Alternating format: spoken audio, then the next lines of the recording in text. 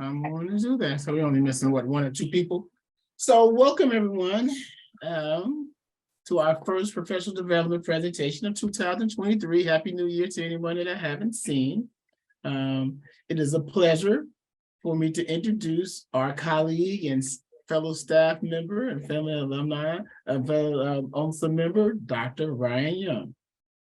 Dr. Ryan Young is an alumni of University of Illinois, where he completed a bachelor's degree in molecular and cellular biology.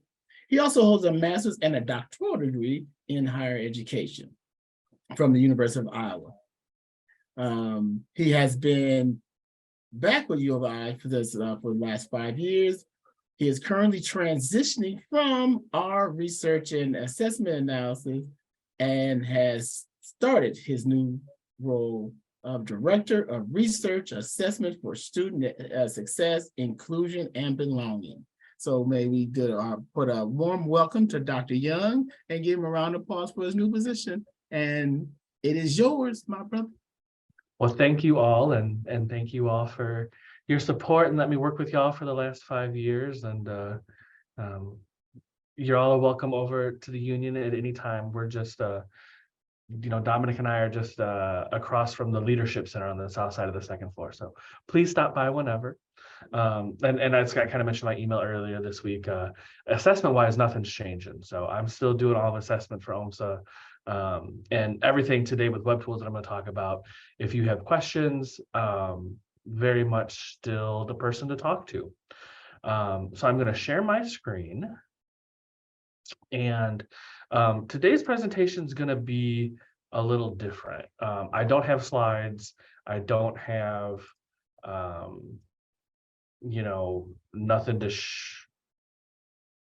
share. Can y'all still hear me? Yes, I can hear you clearly. Okay. Yes, see your screen.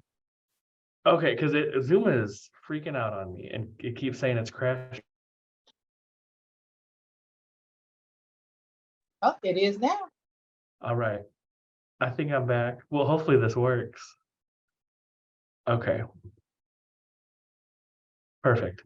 So I'm going to just put the link to Webtools in the chat. No.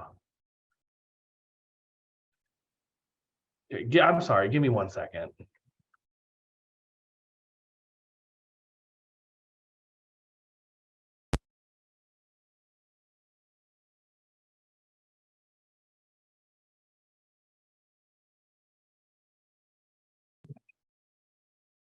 I don't have, can y'all hear me? Yes. Okay. I'm sorry. I don't have my computer here yet. So it did not like how I had my laptop set up. So y'all ain't gonna be able to see me, but I am gonna share my screen now. And hopefully it stops crashing. Okay. This seems better. Okay. So I put in chat just the link to Webtools. For those of you who may not know, Webtools is a system developed by Public Affairs to provide some basic tools around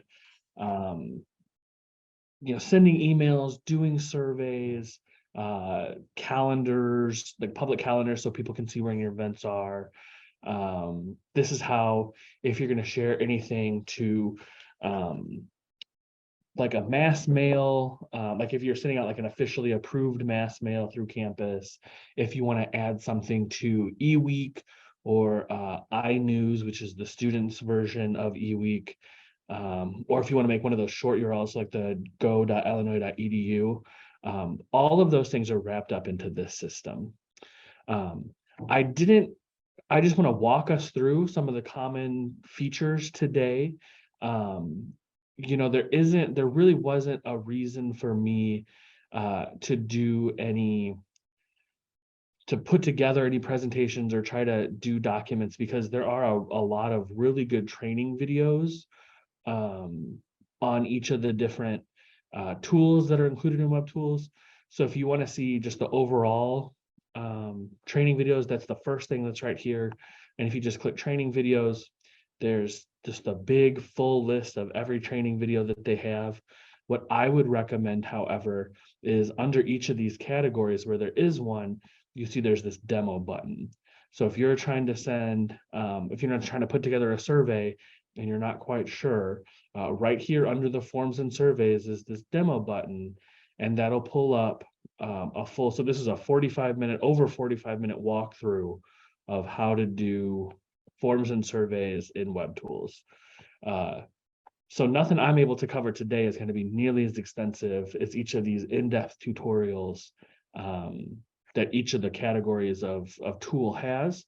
So if you ever have any specific questions, obviously come back to me, but just know there are a lot of resources built into Webtools itself.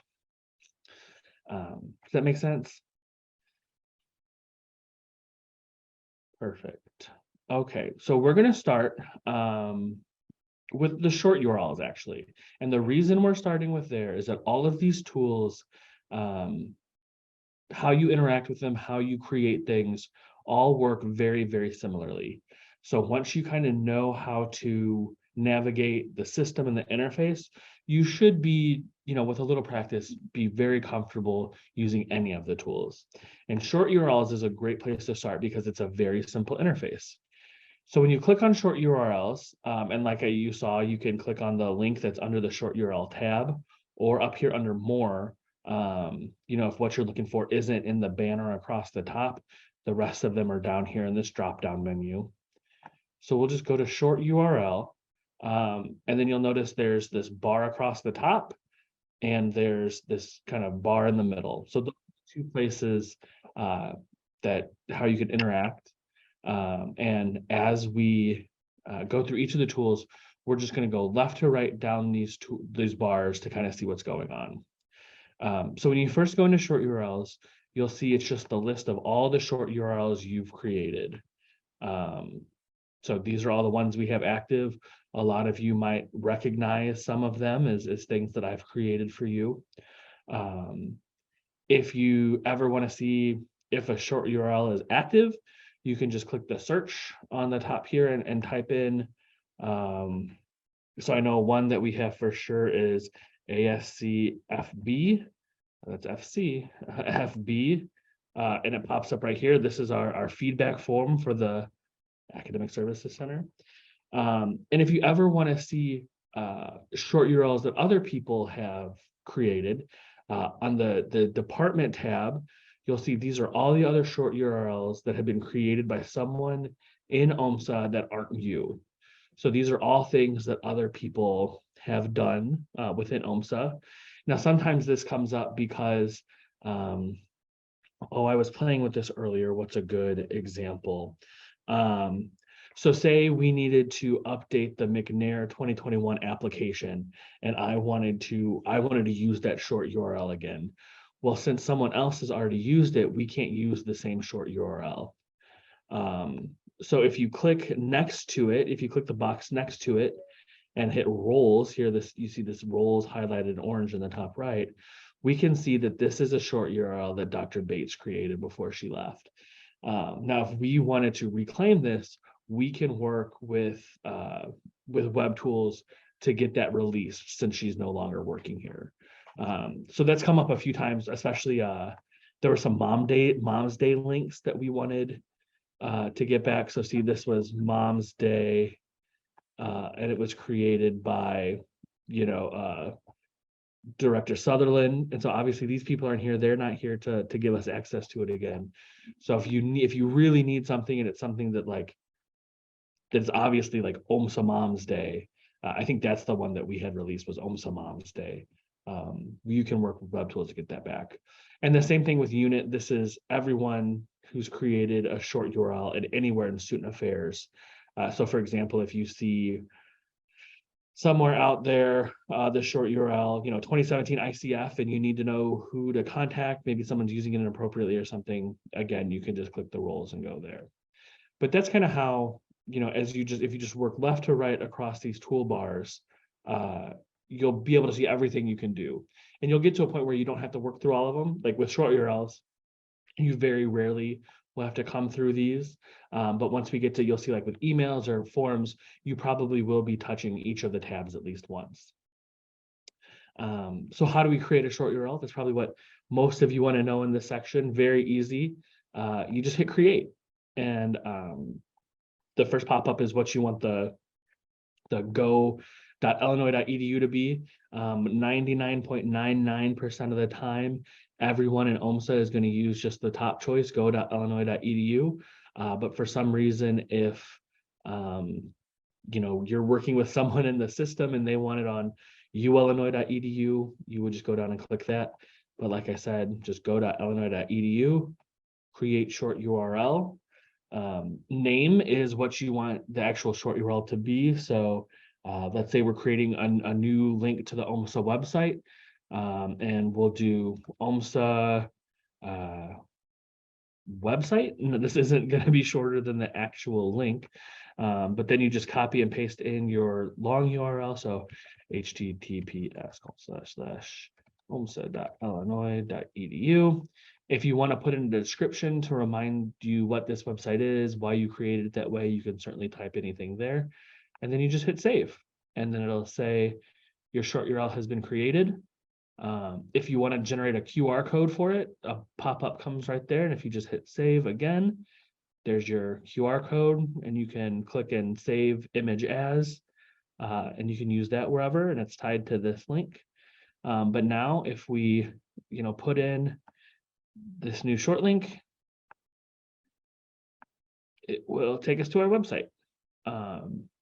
So obviously that's not something you would want to do for something as easy as our homepage, but say you have a link to a survey and it's just, a long string of characters that would be impossible for anyone to type in. Say you, I have a short URL that goes to our graduation and persistence dashboard, because that's like 5 button clicks to get through once you get to our homepage.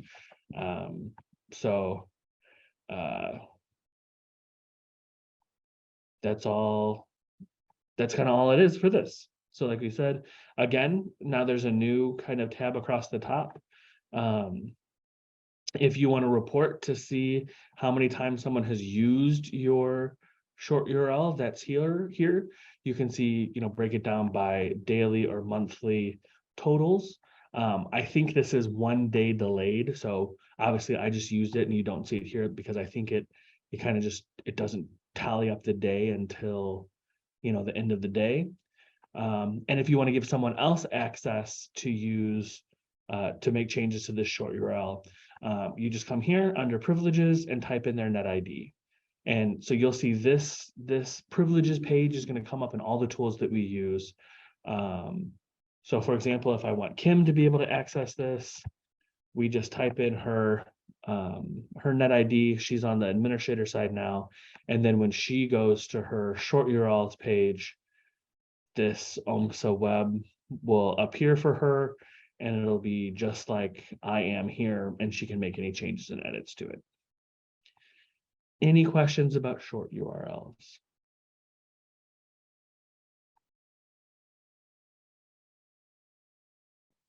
Well, Doc, since you asked us any questions, Sabrina had a question. She was like, who now has permission to make changes to the forms that we created for OMSA events? So since this is still kind of under my purview, as I'm still doing all assessment for OMSA. So I still have access to everything. If we want to be a little more clear and make sure that everyone in each of the if you want to make sure you have access to something directly, we can get you added, Sabrina, to whatever forms you have. But this is definitely something that still is in my job description. So if things are working for you well now, and you just come to me with whatever edits you need, that system is still completely fine, and how we can do that moving forward. But if you want access, just let me know what you or any of your staff need access to, and we can get it added. So no, I wasn't necessarily asking about access for me because all of Upper Bound forms are located under my name. I Oh. was kind of asking a general question because I know that sometimes when people want to make quick changes, it may be easier to go in and make those quick changes instead of coming to you and kind of saying, hey, I see. Ryan, can we set up a meeting? So that's why I was asking if someone else in the department had access. But I guess that's also something you can work out with Kim and Vincent. That's not really my concern. Yeah, so there's not really a quick way to give everyone access to everything I've ever made. But as things come up, I'll certainly make sure to be most things Kim or Vincent do have access to. Typically, I'll add them because if they want to view a report on something, they have access because I gave them access to view that. So a lot of things I know Kim and Vincent do have access to, even if they weren't, a part of creating it. But definitely as we go forward, I'll definitely, as we go into a survey or someone has a question about something, I'll make sure that more than just me have access to stuff. Any other questions? Thank you. Yeah. Perfect. So that's short URLs. Next, we're going to look at groups. So groups are really, we're going to look at groups because that's how you get email addresses into the system to send an email. It's a little more powerful than that. It's not just for that. But again, 99% of the times, that's why you would make a group. Before you make a group, what you should probably do is have, and I'm just staring my folder, my Chrome, but you just need in Excel a list of emails, and the first column has to, and I'll show you this when we get there, but the first column is going to be your email addresses. And then if you want to do like a mail merge to put people's, first names in or add any other information by individual person, you just create another column, and whatever you have a column for, it can bring in that information and put it into your email then. But again, just like we did with the short URL, the first thing you're going to do is create a new group. So you just simply hit the create button. I will let you know that sometimes Webtools isn't the fastest thing in the world. So you just gotta be a little patient with it. Again, chances are you're just making an email distribution list. There are all these other options that you can use. None of you would probably have to worry about any of this. There's a chance you need to make an email opt-out group. So if you need to have a running list of people who say they don't want to receive emails from you anymore, you can set this up this way. We have one for our bigger emails that go out to everyone. But like I said, 99% of the time, we're just setting up an email distribution group. So you just click that, hit create group. And then again, we're just going to work across these tabs. So group name, we'll call it OMSA test. Again, if you want a description for to help you keep track of what this group exactly is. And the subscribing box, 90% of the time, I'll uncheck this.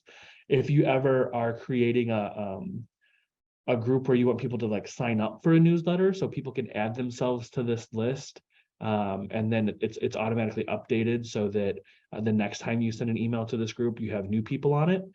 You can enable subscription, but typically since we're working with static groups of students, just to have a little bit more control on our end, I always uncheck this.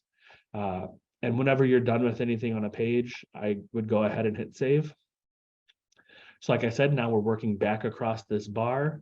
We go to manage. This is how you upload your groups. Your list of students. So we just click add members. You can either do it one by one over here. So if there's only a couple of you, you can do it this way and just hit add to group. And now we'll see, it should say somewhere, if we wanted to pull this list, we would see 2 people. So if you ever want to come back and see how many people or what people are in a group, you just click this box right here and it'll download. But most of the time you'll upload an Excel file. Now it's a special Excel file. It's a .csv file or comma separated values file. So when you're going to save your list, make sure you hit save as and do the other file type, and you're looking for .csv. But other than that, it looks exactly like an Excel file. And you'll see in the notes here that the first column needs to be emails, and the email label must be labeled with email address like this. So lowercase email, capital address. That's how the first column has to be. And I will say it is also very specific about in that header row. So if you have other columns of information, you can't have any special characters, spaces. It'll yell at you and the upload will fail, and you'll get an email back saying, you know, list failed to import because of, and it'll tell you exactly what's wrong. So I constantly forget to take the and sign out of A&M, and I'll have to go back in and delete the and sign out of it. You know, any spaces and stuff sometimes get funky. So it's not a problem. It is nice that it's very specific, that it tells you what's wrong and why it didn't upload. So you can go back to your file, clean that up, and then just hit choose a file again. And you probably can't see, you know, my file, but you just pick a file, it pops it in here, and you click the import to group option.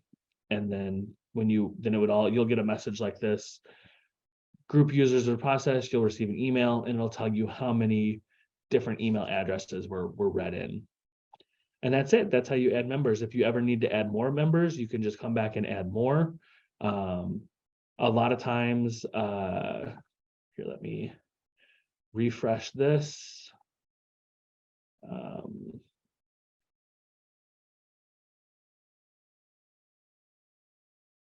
It's seeming well, it hasn't added those two names I added yet, or I'd show you. Eventually, once those do get successfully added, you'll see a button here to delete all members or edit and search the members, but it just hasn't been, you know, the system hasn't caught up with it yet.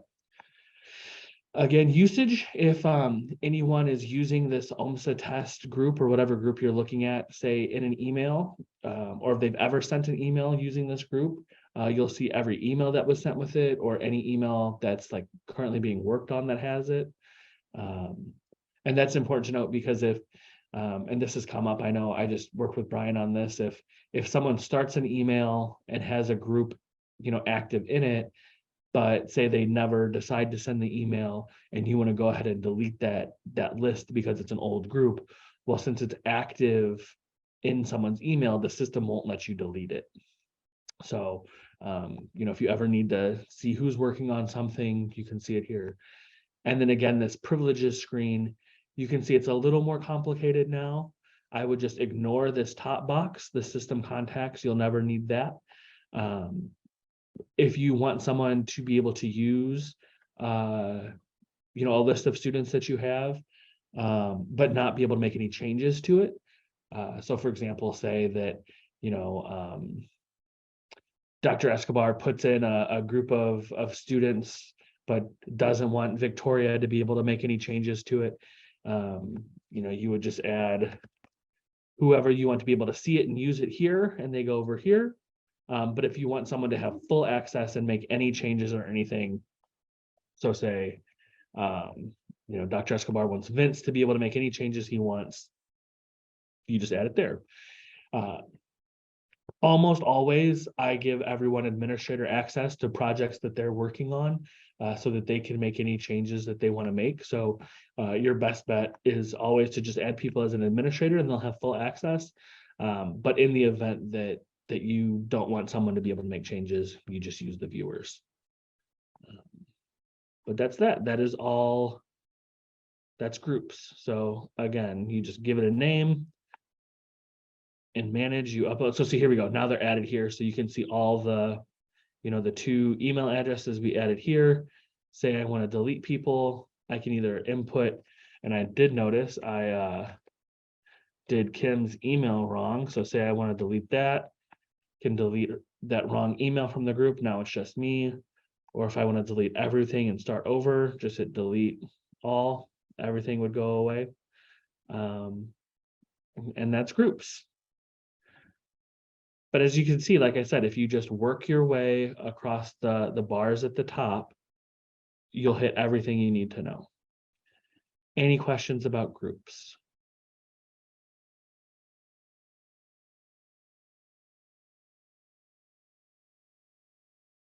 All right, hearing none. Now things are going to get more complicated. We started with short URLs and groups because they're the easiest. We're going to go to forms and surveys next. Forms and surveys are the interfaces and systems that you use are identical between forms and surveys. However, the big difference is forms are not anonymous. You have to, the student has to log in, or if they're not, if they don't have like a university affiliated email address, they still have to provide an email address. So a lot of times for things involving students, I do them as forms, and our language is that the forms are confidential, but that doesn't mean they're anonymous. That way we don't have to ask them for demographic information or any of their academic status, what college they're in, what's their major. We can all connect that on the back end. And since people are so used to just logging in with their university ID anyway, it doesn't necessarily feel like they're disclosing who they are. So it's kind of a balance between, you're still finding out who they are, but them not feeling like they have to disclose who they are directly. Now, I will say for super sensitive things, or for those of you who've done, a lot of our internal surveys in the office. So whether that was the climate survey before, or I know a lot of times I do it for when we have an office retreat, if we send a feedback form, I do those as surveys because surveys are completely anonymous. You don't have to log in. You don't have to share any information. So that's the thing to remember. If it has to be anonymous, use a survey. If you don't want it to be anonymous, or forms are super helpful if you're, say, doing an RSVP list, because then if, since it's hooked to their student account, people mistype their emails all the time, but now the system has their email because they had to log in. So use forms whenever you can. Let your people know that while you'll hold their information in confidence, it's not anonymous. But that's the difference. But other than that, once you actually get into the tools, both surveys and forms work the same way. Again, Does she want to be in Texas?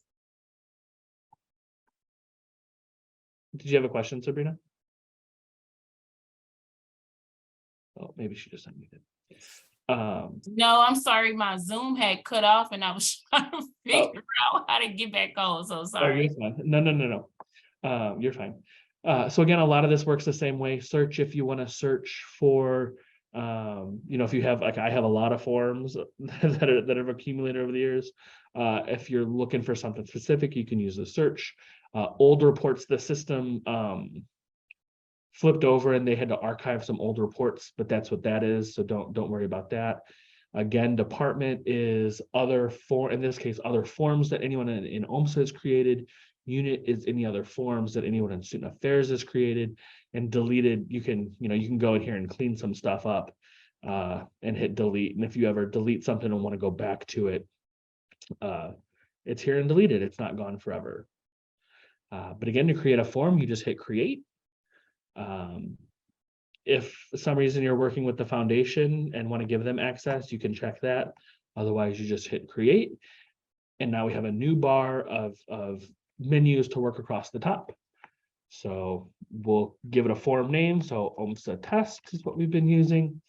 It automatically generates the URL. So again, this is a really good example of a time when I would create a short URL. So instead of having to share this, or if I were going to put it on a flyer, we wouldn't want someone to have to type in forms.illinois.edu/stack/ this long number. So we just copy it and create a short URL later. This is very important here. This square is where you start a form or schedule it to go live. Now you should only do that when everything is ready to go, because you can't make any edits to it even after you schedule it. So say you schedule this to go live for Wednesday, but you're taking one last look at it and notice a typo. Well, you have to go in, close the form, make your change, and then reschedule it. So just make sure everything's proofed and ready to go before you start it or schedule it.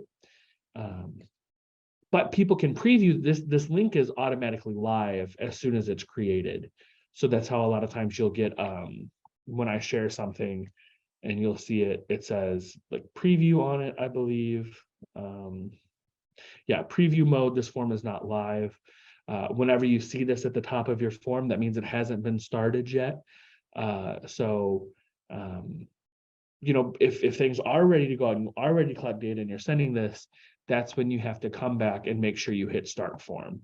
And you'll see here, no further changes are allowed, continue. One, it's not going to let me because there's no questions yet. So we'll come back and I'll show you what this does as you go to start it and when you're ready to stop it and stop data collection. But again, we're just going to work from left to right. So next is the questions. So what questions do you want on your form? You can either drag and drop the answer types from over here on the right, or I usually just do this drop down. So your choices are text, radio, checkbox, Dropbox, ranking, matrix, file, and header. We'll start at the bottom. Header is just if you want to include like a section name for a group of questions, or put in another title at the top. You can do that. And then the rest are actual question types. So text, we'll show you a text. This is where you want your students to type in a response. So a really common one is name. If you want to add some instructions like, please include your full legal name, you can do that. If the question is required, you can check this, and then it won't let you progress through the form unless all required questions are answered. If you want to have validating and formatting, this is good for things like emails or dates or phone numbers, university ID. If something's not in the right format, it won't let you submit it. So, if we're asking, student's university ID number, it has to be essentially a 8-digit long number sequence. You can limit it by words or characters. That's better for if you now want a long answer question instead. So you see this text box got bigger. That's because on the actual form itself, the text box will be bigger if you're expecting someone to write a longer answer. But again, once you have it set up like you want, and we've gone through, we've selected, and we do want it to be a long answer, we hit save. It says form's been saved, and we go back and we can add another question. Radio and checkbox are both very similar. A radio button, did you like the workshop? And we want did you like the workshops, our question. A radio, and you can switch here between radio, checkbox, and drop down. The difference is radio, you can only have one answer. So if I want it to be yes or no, this is really important. You have to hit add answers. You type in what you want and hit add answers, and it adds it down here. If you just do yes and no and then or save or go somewhere else, it will not remember that you typed it there. You always have to hit add answers. If you wanted to add other as an answer choice, you just click this little slider, and now it'll give you an option for other. We can change this to please say other or whatever you want. And then it gives you an option for the text box that pops up if you want it to be long or short. And then always, whenever you do anything, hit save. So like I said, radio is if you want your respondents to only be able to select one answer choice. Checkbox, they can check multiple ones. So This doesn't make sense for did you like the workshop, but if you were saying what days are you available and you want people to be able to check Monday, Tuesday, and Thursday, then you would do a checkbox. And then a drop box is nicer for when you have long list of options for people to be able to check between. So for example, they even have some built in here, like states. If you have a list of states and you want them to select what state they're from, you wouldn't want to, see a whole list of all 50 states. That's what the drop down is for. But again, so you're only selecting one with the drop down, but you can essentially hide a long list of answer choices. Any questions about how these items work?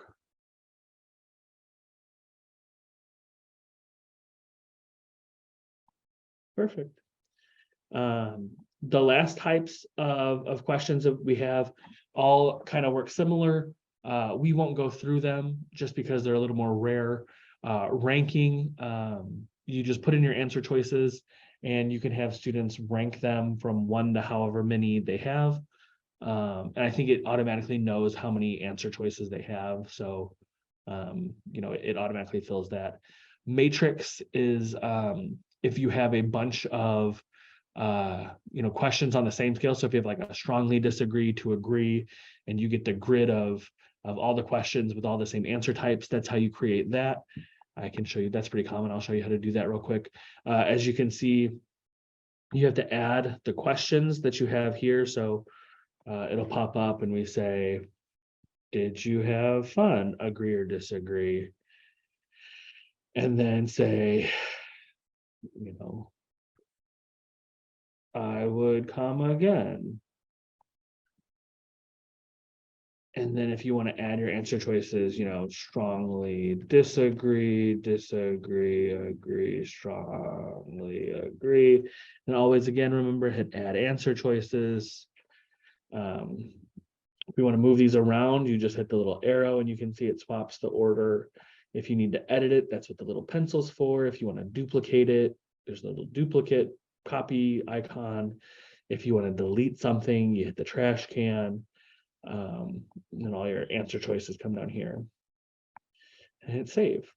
The last question type is called file. That's how if you want someone to upload a document into the system, you certainly can. I highly recommend only allowing people to upload PDFs just as a security thing. I think the system will only let people upload PDF and like Word type documents anyway, but you really just want to work with PDFs.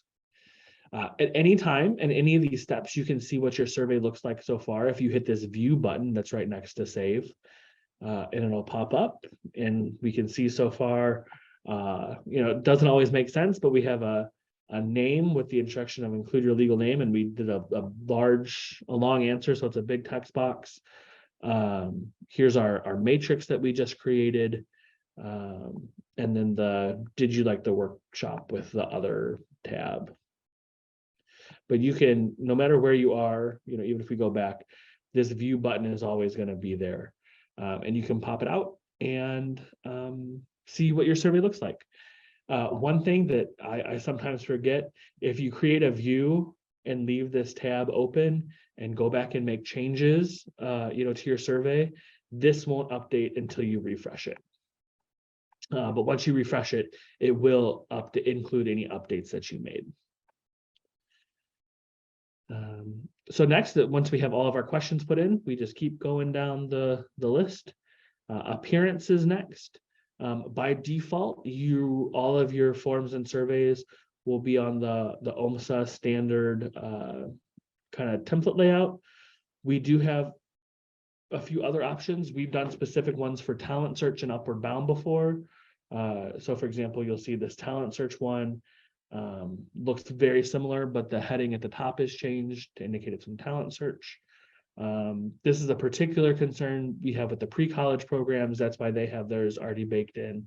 If another unit wants something, we certainly can. You might notice some that look really old in here. So this is an old OMSA template that we had created. Please don't use it. We don't have access to delete it, but we just know not to use it.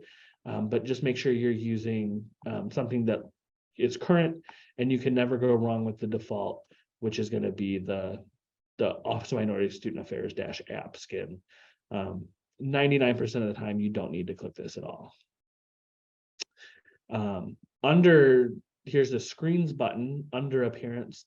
If for some reason you need to have a custom introductory or closing message, or you want a custom thank you page, you can make those changes. 99% of the time, I do not make changes to these, so you shouldn't have to worry about it. So we keep going down the list. We're at email next. If you want your form or survey respondent to get a copy of their submissions, you can just check this. If you want a copy to go to someone else, say every time someone fills out a form, say you have a registration form and you want to get a copy to your email of everyone that's responded, you can check this yes here. And then, you can give, if it's you, if it's someone else. For example, we just made changes whenever anyone fills out the OMSA exit interview form, Angie and Kim get a response. So again, you just put in whatever email address you want, and then this person is going to get a copy. And always just hit save whenever you're done with something. Submissions, this is a quick overview of how many people have filled out the form. If you ever want to limit how many total people can sign up for something, you put that here. So say you're doing an RSVP for an event and only the first 10 people can come. If you put 10 in this box, 10 people will be allowed to fill out the form. And then after that, it'll say this form has been closed. That's an example of when you might want to have a custom form closed screen, because you want people to know that it's full, not that it's just not available. If you want people to be able to save and finish their responses later, you can click this here. Allow users to delete their submissions.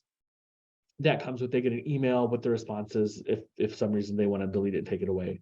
I usually allow people to save and finish later on things like their scholarship applications, but 99% of the time for short things, it's not worth it. Reports is how you download the full copy of your data. Now, since no one's actually filled out the survey, you can't see that here. But I'll pull up another one real quick that does have data in it. You can see, so you get a form like this. It'll tell you, when you started a form session, when you stopped it, how many total submissions you have. And to download a new version of the data, you just hit run a new report. You have these options. I highly recommend most of the time you do just an Excel full spreadsheet. That'll give you an Excel document with all of the answer choices written out, easy to find. However, one thing like scholarship applications here, if you just want to see all of one person's responses together in a neat package and look at people individually, that's when I would do PDF with full responses is the other thing you want. And you can go in and check which questions you want answer to, but I don't know if I've ever used something that wasn't the Excel full spreadsheet or PDF full responses. So most of the time that's what you're going to be doing. You hit save, it'll come here, and then it'll be available to download.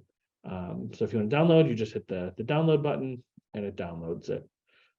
Sometimes, especially with longer surveys or things, it will take a long time for the system to run that report.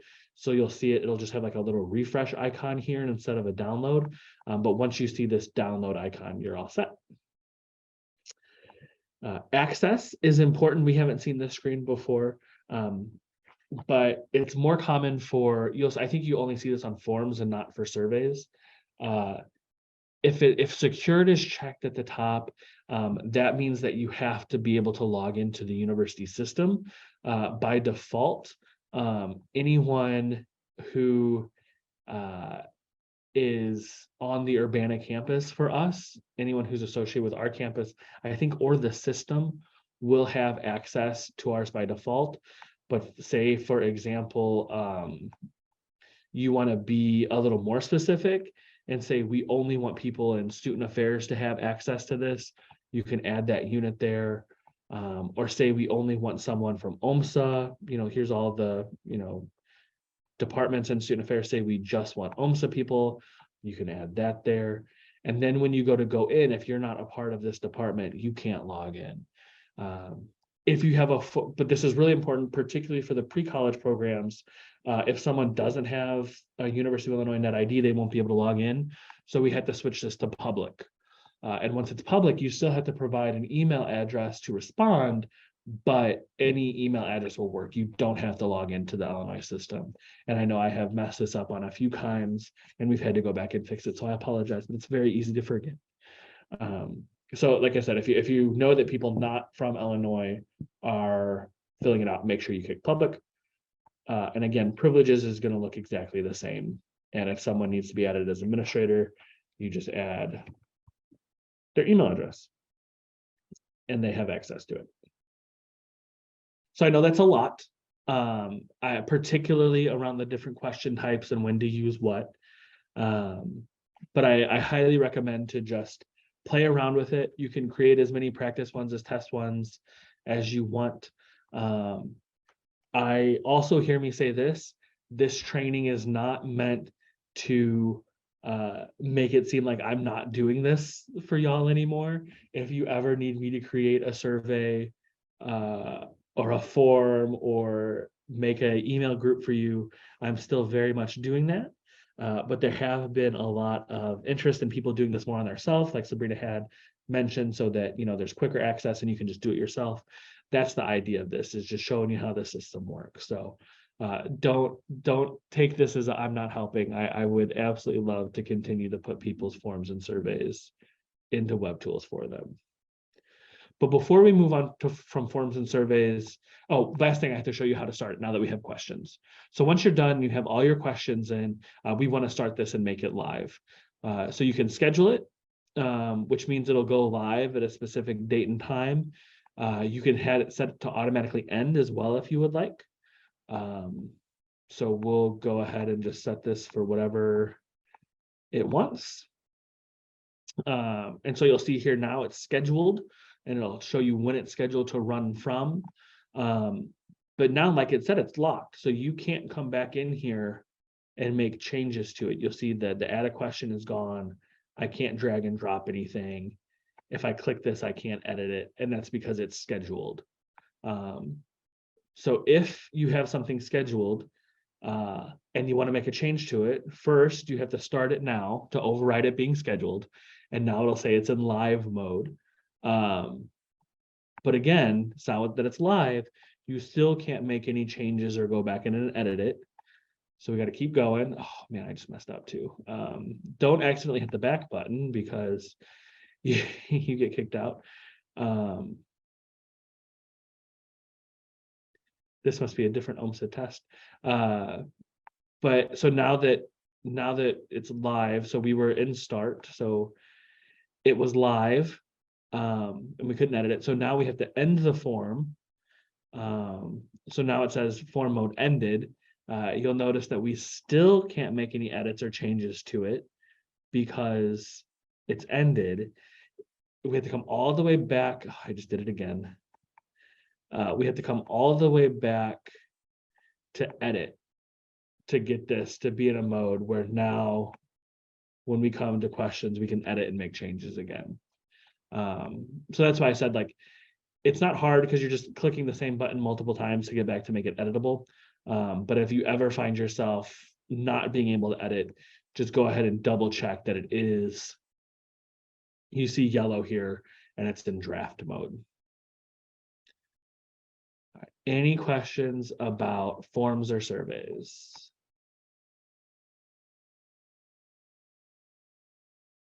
Perfect. The last one we're going to look over today is probably both the one that are most people will want to use on their own the most, and also is the most tricky, and that's Email Plus. Email Plus is how we send essentially I kind of think of them as mass mails to that don't go through the regular mass mail system. When we talk about doing a mass mail internally, 99% of the times we're talking about email plus. But you can use email plus to send a single email. It doesn't, there's not a minimum limit. It's whoever you have in a group and want to send it to, you can. We got just a little bit of time left, so I want to make sure to leave time for questions. If you want to see the, across the top here, my emails or what's currently active, things you've sent in the past, and if you have templates that you built up to send an email multiple times, that's in templates. But we're going to just create a new email today. Again, from here, 99% of the times, we're going to do a single column email. Unless you're sending something with TED, you just leave this button the same. This is a reminder that we're legally required to send accessible emails. So any content that you have in a picture that you're trying to send also needs to be in the text. And we are required to follow FTC guidelines around spam emails. And we can get very large monetary fines if we're found to be violating spam. This is mostly important if you're sending emails to non-university, essentially to non-students. Students we kind of have a special relationship with, especially if they're, who the university is telling us we need to provide services to. But we do need to make sure we have an opt-out function if we're sending emails to people who aren't students, essentially. So again, just click continue. And now we just work through all of these forms again. So your email subject, if, for example, you want, so typically on the email list that we saw before of all the ongoing emails, the subject is just how it appears. If for some reason you want it to show us something different on that screen, you can uncheck this box and I can say, on test demo. And now on my email plus screen, my email screen, we'll see OMSA test -demo, but that won't be the subject of the email. If we want another line of text, we can put that here. From obviously you, or if you're sending something on behalf of the office. So typically I will end up typing office minority student affairs, and it's coming from the OMSA@illinois.edu email account. I will note there's nothing special that you have to set up to send from another email address. However, when you go to send it, you will have to affirmatively reply that you have authority to send from that email account, and you will be in very, very big trouble if you send an email from an email account that you're not supposed to be able to. So I highly advise against, whether it's a practical joke or whatever, make sure you're sending it from an email you normally have access to. And there are checks in place for like I don't think it'll let you do it from like illinois.edu. To check who you're sending it to, you have these options here. Most of the times, like I said, you'll have an email group. We created this before. So here's our OMSA test. We hit add group. And now it's over here on the right. And if you remember, I put Kim and I in there, and then we deleted Kim. So it's just sending to one, that's me. If you click on this, you can view the group and it'll pop up, and this is everyone it's sending to. So just me, that's right. If we made a mistake and added something else and then need to take it off, we can just hit remove. And then I'll see we're not sending it to anyone. You can also add email lists, individual email lists, even if you're sending it to a group. So a lot of the times we'll send it to a group of students, but we want a copy as well. So we'll send it to Kim, maybe Dominic. So everything doesn't have to be in a group. You can always add individual emails here. And then if you're trying to send something to a listserv or distribution group, you can send it to Advisel or whatever listserv you're a part of. You can input that list here. Last thing on this, if you want to receive replies to the email, you can hit yes. The default is to send replies to whoever you're sending the email from. A lot of times we might want those replies to go to someone else or someone specific. So a lot of time with the scholarship surveys, replies come straight to me instead of the OMSA main email account. So again, you just type your name, your email, and then whenever someone hits reply in their email browser, that will automatically be sent to me, not the main account. If you check no, then there's no reply information and people can't reply to you.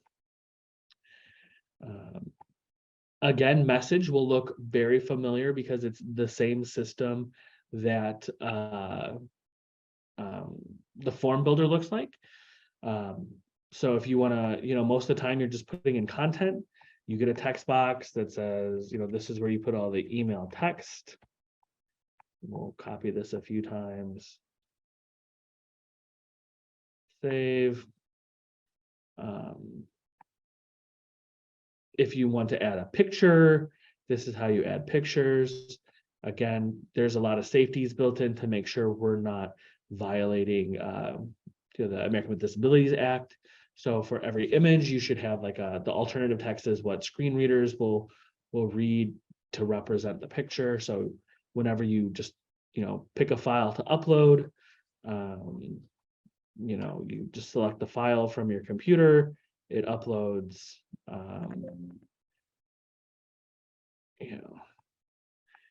So you have to put in, so this just happens to be my headshot that I had open there. That comes in.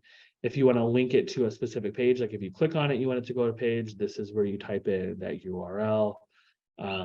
If you want to change the size, make it smaller, center it, write a caption for it, all of that can be done here. So you hit save. I see I didn't put a link in and I told it I was to, so it yelled at me. So I will just say no link.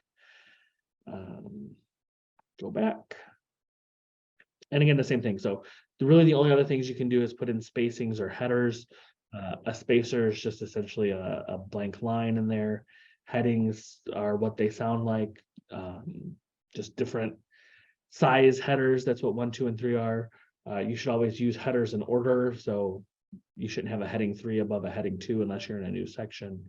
But that's all kind of little stuff. The most important thing that people will ask about is how to do the mail merge. So dear whoever, there's multiple things you have to do to get it to work.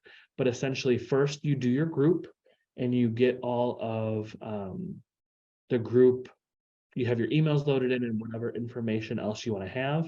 And then you have to come into your email, and in your email, make sure that group is here. So I'm just going to do one so I can show you how this works. So for example, this is all last semester sophomores, all 26,000 of them. But now that I've done that, when I come in and I click this mail merge button, you can see now I have their first name, their email address, or UIN that I want to include. So if we said dear and then mail merge first name, when they get this email, this display first name will be replaced by whatever we told them their first name was. And then we just hit save. And there we go. So that's how you do the mail merge. So once you go through and have all of your email looking like you want it to, again, this is the part that you have to play around with and do some formatting to make things look nice. You can view it at any time. So very weird email that I'm sending with a big picture of myself and then some random text. But that's what we put in here. But again, we keep going down the list. Appearance, just like the skins for the other, you have a few email options here. So the one that's default is the one created by the system. We have another one that looks like this. We have another one that we do for I've traditionally used for academic things, the Excellence at Illinois header, or if you need to send something from like the student affairs branding, you should have access to that, or just plain university. You have access to all of those. 99% of the time is probably just sending it from the default Office of Minority Student Affairs one is the way to go. We can create other custom skins if we need to. It is not easy, it is not quick, but it is something we can do. Again, we just keep moving across the banner. Preview, this is if you want to see, what that form fill looked like with just one person on it, we can view it. And now you can see instead of, dear whatever, it imported Abby's name because I just happened to click on Abby. So just check your form fills are working right. You do that way. Send, believe it or not, is how you send the email. I am going to take off. I don't want to accidentally send an email with a picture of my face to 2,600 people. But we will go back to here.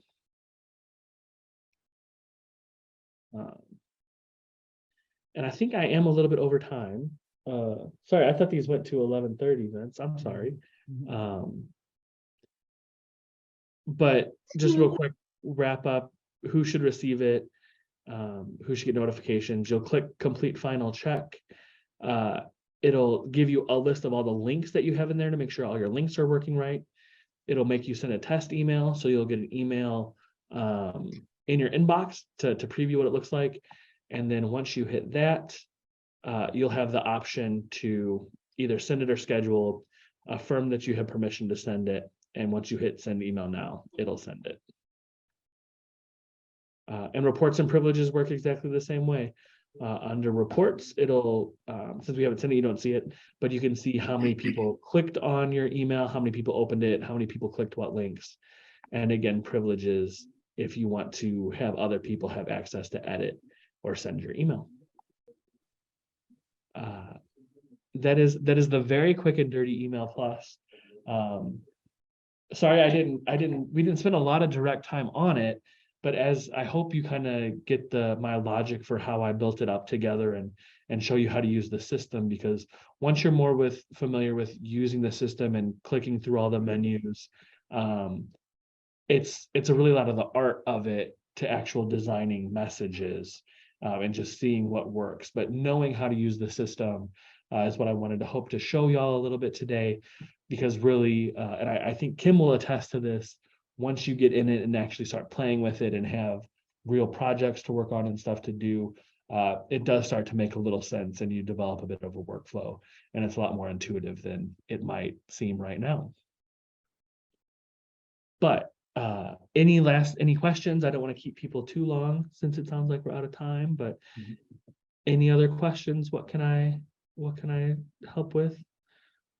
And these sessions are until 11:30, but usually I think the presentation's to 11 and you give the folks.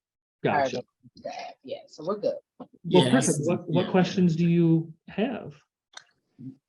Is there a limit on the number of emails that can be sent one time through? There shouldn't be.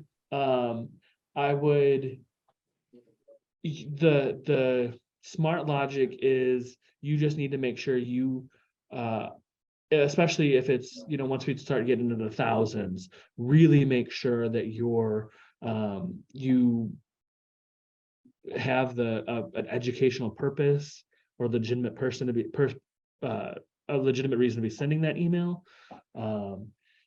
Theoretically, there is a limit on how many mass mails that we can send, like if we wanted to email all students. Now, if we're just talking OMSA students, we can send as much as we like, but we want to be careful because we want them to read the important ones. So I highly suggest, but now if we're talking about just, Sean, if you're talking about just your roster, email them as much as you want. Once we start talking about sending something to all 13,000 OMSA students, that's when we want to be a little more careful and make sure we're not sending just huge, massive emails constantly. But no, so if you see here, we sent the newsletter to all OMSA eligible students, and it was just under 13,000 students. But no, theoretically, this system can handle messages that go out to the entire student and staff population at once. So, it's what, 60, 70,000 students and a couple thousand staff members as well. So no limits there. And you'll Thank get an email, Sean, to let you know when your form has been sent, when it's been Yep. completed. And there's a way to track to see if it's been opened as well, correct? Yeah, I can show you kind of what that looks like real quick. So you'll come into that, you'll go to that sent again, since it's already sent, and go to reports. And tons of different options and tests here. But if we just look at a summary PDF of, like I said, this was our last newsletter that went out just after Thanksgiving. We can see it was just under 13,000 sent, just under 5,000 were opened. Your open rate shows how many were open on desktop, how many were open on mobile, shows your click activity. So we know that 155 people clicked on a link. You get a why, like it didn't send, and you can see how many people clicked on what email. So 150 people clicked on the actual link to open the PDF. A handful of people opted out. 7 people went to our website. And if you want more specifics, if you run like an open report instead of just the overall one, you might get more specifics if you just go to the links clicked. But typically what we need is just in that summary PDF. Hey, Dr. Thank you. Yes. Can you show them how to schedule a send? Yeah. So this will be an opportunity. So if you want to create something ahead of time, but you don't want to send it into a day or 2 days or a week or a month later, you can schedule it ahead of time. So we're in this test email we have, we just go to the send. Since we didn't talk about this before, while you're doing testing, if you want other people to get it, so if I wanted Kim to see a preview of what was about to go out, I can add her email address there. Or like she also mentioned, you get a report when you're done, when it actually goes out. So there's a confirmation that it's sent. If you want to include your supervisor here, so that when it's finished sending, they know that it all went out. That's how you do that. To schedule it to send, you again get to this point where it tells you to send a final test email. But then instead of send now, just like it was with the forms, you can schedule that to send later.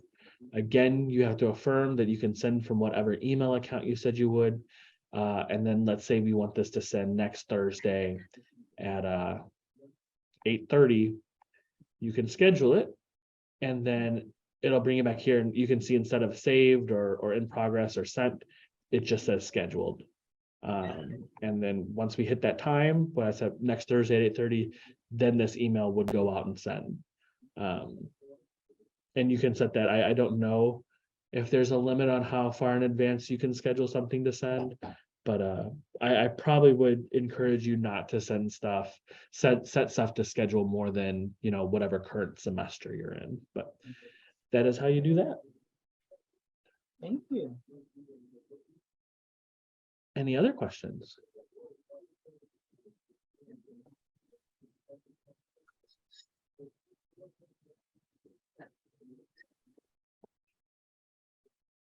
Well, hearing and seeing none, I assume you are all now experts on Webtools, and you'll never ask me any questions ever again. One other thing you can tell them, or one other thing you can share is that you can start an email and come back to it, Yep. and it'll appear in the screen that you're looking at right now. So you don't have to complete it all in one setting. You can always go back to it. Absolutely. Yep. You can see all the test ones I have here that they start to pile up. So that's why it's important to give things a name that you'll recognize. But yeah, at any point, whatever screen you're on, if you just hit save, so say I just want to change the name. If I hit save and just go back to my emails, now that's saved here, and I can go back and pick it up whenever. I guess another thing to mention, kind of some quirks of the Webtools system. You can only be on one Webtools page at once. Like you can't have, like say I try to open groups and like this email plus at the same time, funky things happen. It's like I'll get this confirm form resubmission.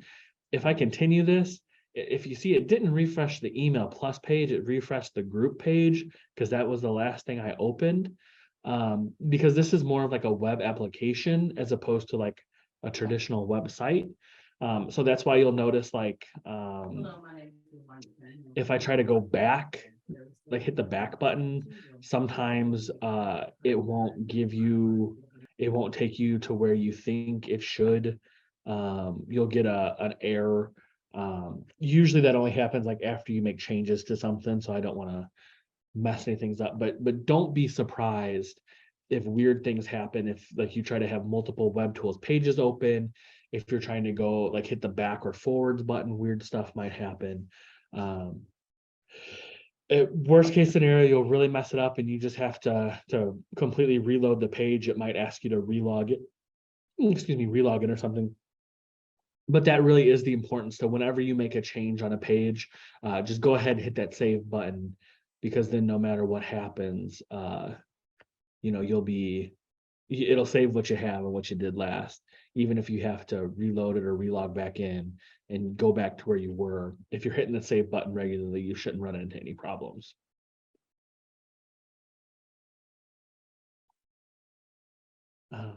So like I said, absolutely ask me any questions that you have.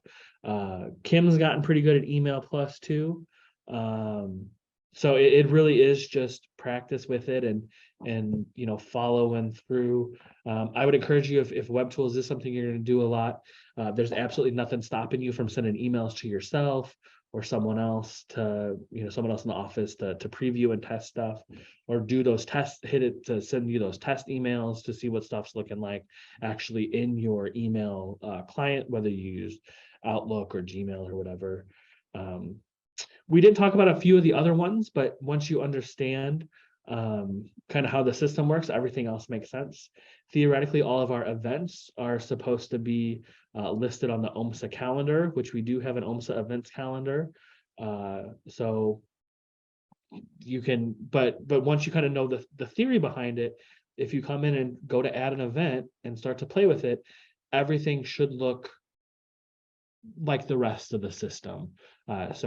I definitely would encourage all of you to come through here and look to see what tools it has. If you need, you can now give student access. So if we have a student employee who needs access to Webtools, we can now do that. This is also where you come if you have to update your directory information. So you could either go through the directory, or eventually going through the directory sends you here. But if you need to update your picture, that's where this is, or your contact information or bio or social media, all of that. This is where you do that as well. And I have some stuff I need to update apparently.